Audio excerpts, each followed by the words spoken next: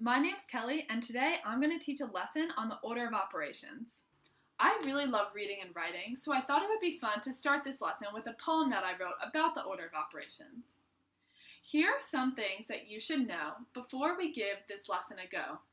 Parentheses always win. They come in first because of their grin. Exponents follow in second place. Remember this, and every test you'll ace. Multiply and divide, this comes next. Tell your friends about this in a text. Add and subtract, these steps are last. Knowing all this makes math a blast.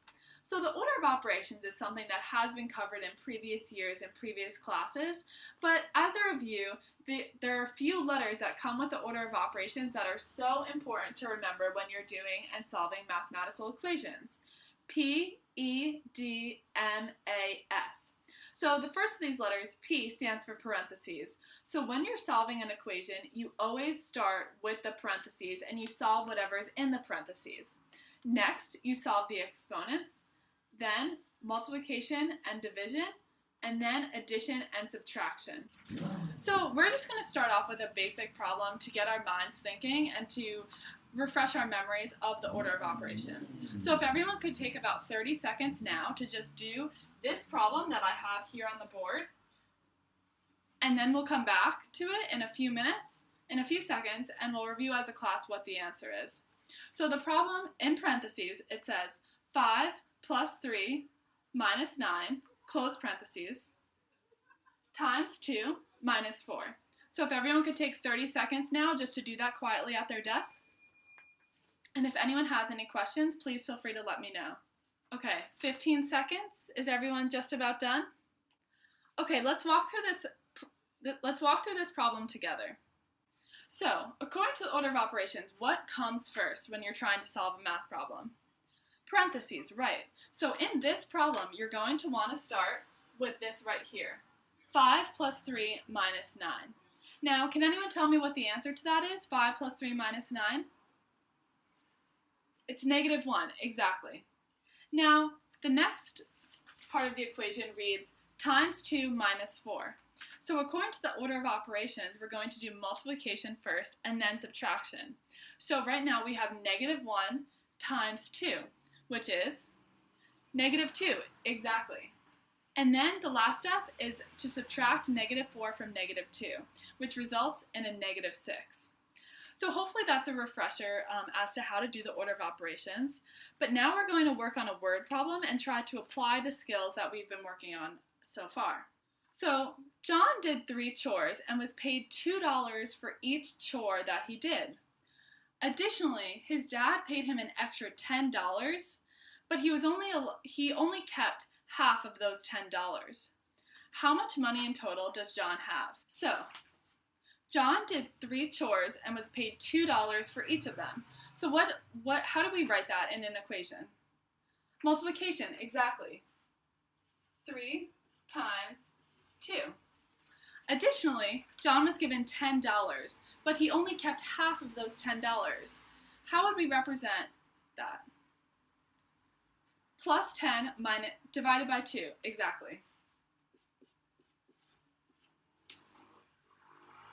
So, can anyone tell me what the steps are again to refresh all of our memories? Parentheses, exponents, multiplication, division, addition, and subtraction. So, we don't have parentheses in this problem, and we don't have exponents in this problem. So now, we are going to be working with multiplication and division. We have both of these in this problem, so how do we choose which one to do first? So just as the order of operations is very important, moving from left to right in an equation is very important. So we're going to start at the left. So 3 times 2, can someone tell me what that is? 6, exactly.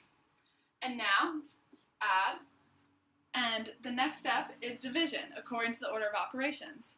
So 10 divided by 2 is 5, and the last step is addition, which is 11.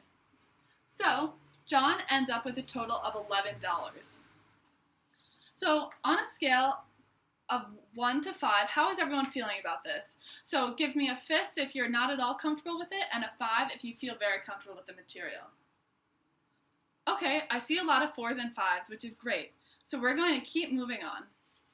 Everyone is doing really great so far. So now we want to step it up a notch and apply everything that we've learned. 5 plus 1 plus 3 raised to the third power minus 9 times 3 raised to the second power. So now everyone take a few seconds, do that at your desk, and if you have any questions, please let me know. Okay, is everyone ready to check over what they've done? Okay, great. Can someone tell me where they started in this equation? The parentheses, exactly. So let's rewrite the equation. 5 plus 1 plus 3 to the third minus 9 times 3? 27. Great. 27 raised to the second power. So now what? Now that you did the parentheses, what comes next in the order of operations? Exponents, exactly. So 5 plus 1 plus 3 to the third, what is that? 27, great. Minus 27 to the second power. Can anyone tell me what that is? 54, great. Now all that's left is addition. So let's work through this together. 5 plus 1 is 6 plus 27 minus 54. And then 6, 27 minus 54, negative 27.